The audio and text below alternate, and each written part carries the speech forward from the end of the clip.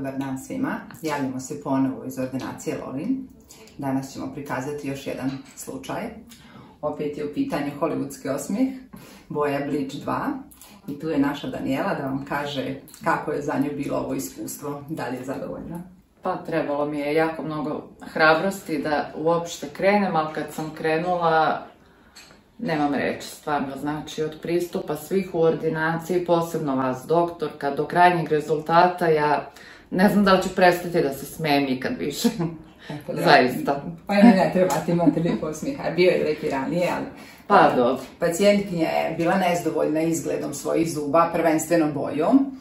I imala je neki stari most koji je već loše izgledao, žela je da zamijeni te mostove, neke zube smo i lečili, menjali neke stare ispune i na kraju smo izbrusili zube i dobili smo to što vidite, sad rezultat.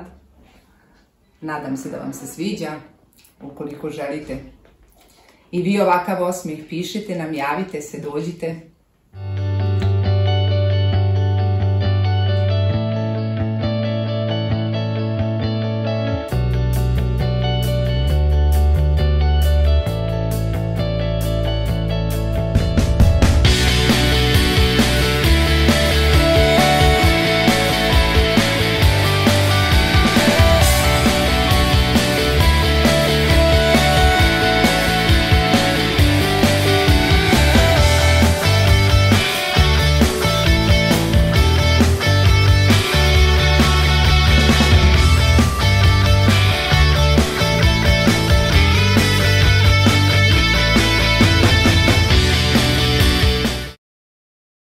Thank you.